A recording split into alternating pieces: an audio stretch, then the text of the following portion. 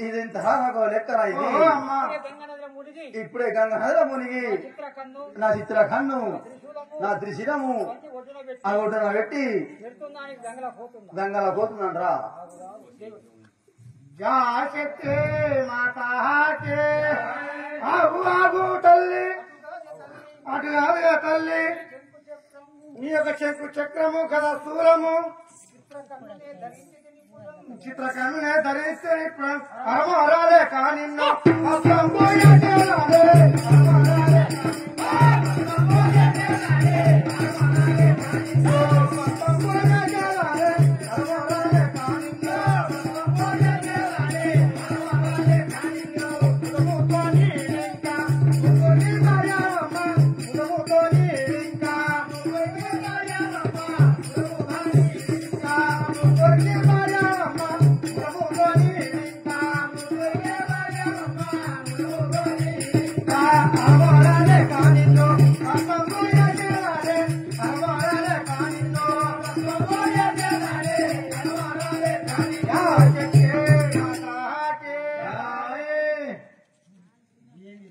ఏమిరా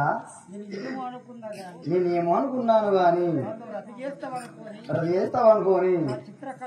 నా చిత్రకన్ను మా కుర్చీలో పోతా నా కృషిలో ఒడ్డున పెట్టి నాకు సనమాడి మోసం చేసినావు కదరా నా వశం కాకుండా ఉన్నది కదరా ఓరి శివా అమ్మా భస్మము చేసినాను ఎందుకోసమంటే కన్న తల్లివై నువ్వు పిల్లలను కోరుతున్నావు కాబట్టి నువ్వు మాత్రం మా ముగ్గురికి భార్యవై శక్తివై ఈ పుట్టబోయే త్రేతా పుట్టబోయే ఉన్నది కాబట్టి నువ్వు మాత్రం ముగ్గురు భార్యవై పుట్టాలి తల్లి ఓరి నాయనా నేను కూడా మీ ఎంబడవాడు ఎందుకోసం అనుకున్నావురా పుట్టబోయే కలియుగము ఆడాముగా బీజములు కలిస్తేనే సంతాన ఫలం వచ్చిన కాబట్టి ఇందుకోసం వాడాను గాని నేను ప్రేమించమని మీతో నాయన కాబట్టి బ్రహ్మ విష్ణులు భస్మైపోయినారు కదా లేపి మంత్రం చెప్తాను నా మాట ఏంటంటే చెప్తారు నాయన సరే అమ్మా సరే అమ్మా ఎటువంటి మంత్రం మనకి నిర్ణయించుగా తల్లి జయ జగన్మాతాకి మంత్రం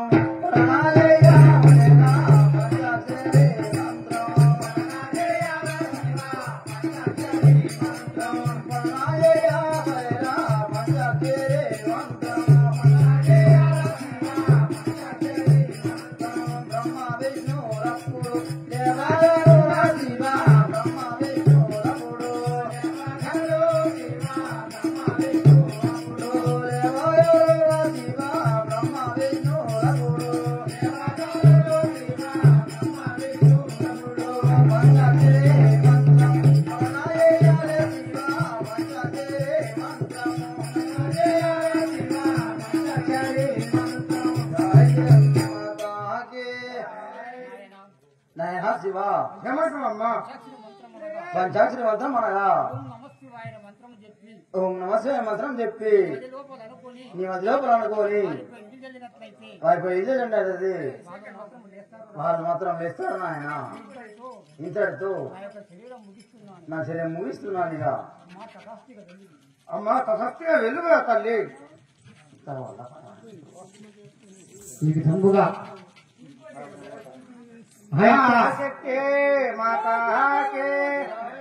ఆ యొక్క భోళా శంకరుడు మాత్రము తన మనసు లోపల ఉన్నటువంటి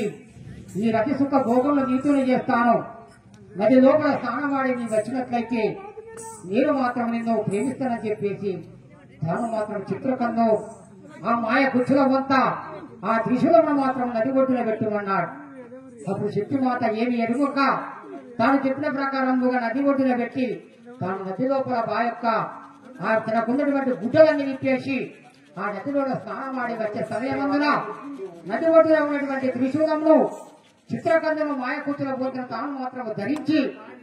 ఆ శక్తి మాత్రం భస్మము చేసినాడు. ఊరి నాయన జంతటి సామర్థ్యం గల శక్తివంతుడవురా నీవు, నేను మాత్రం నీ మనసులో ఉన్న మాటను ఎరుగక నిన్ను మాత్రం ఈ విధంగా పలికినాను కదరా చెప్పేసి నా యొక్క శరీరమును మాత్రం చాలిస్తున్నాను అమ్మా. కాబట్టి నీవు పుట్టబోయే కృతయుగమ్మునందున శ్వేతయుగమందున ద్రాపర యుగమ్మందున ఈ 3 యుగములనందున మాత్రము ఈ ముగ్గురికి భార్యవై నీవు మాత్రం జన్మ వేస్తావు తల్లి తటాస్తు అని చెప్పేసి ఆ యొక్క భోళాశంకరుడు ఆ యొక్క శక్తిమాతకు మాత్రము అనుమతించినాడు. ఈ యొక్క చరిత్ర లోపల ఉన్నటువంటి మొదటి భాగము ఇంతటితో సమాప్తం. రేపు మాత్రము బ్రహ్మ విష్ణు మహేశ్వరులకు పార్వతి సరస్వతి బ్రహ్మదేవుడు ఆ యొక్క సరస్వతికి శంకరునికి ఆ యొక్క పార్వతీదేవికి మరి లక్ష్మీదేవికి విష్ణుమూర్తికి ఈ విధంగా మాత్రం కళ్యాణం ఉంటుంది. కాబట్టి ప్రతి ఒక్క వారు కూడా బోడి బియ్యము కట్ట కానుకలు మాత్రం తీసుకొని అయాన్ని సమర్పించే వారు కూడా, ఎందుకంటే త్రిమూర్తుల పెళ్లి కాబట్టి ప్రతి ఒక్క వారు కూడా ఆలోచించుకొని ఈ యొక్క నాటకములకు ప్రతి ఒక్క వారు సహాయం చేయగలని చెప్పేసి కోరుతున్నాము. మరి అదే విధముగా చంద రాసినటువంటి వాళ్ళు ఆ యొక్క ప్రతి ఒక్క వారు కూడా తీసుకుని రావాలని చెప్పి కోరుతున్నాము. మరి అదే విధముగా గంగాదేవి గోలవారు అయారం తీసుకొని రాగలని చెప్పేసి కోరుతున్నాము.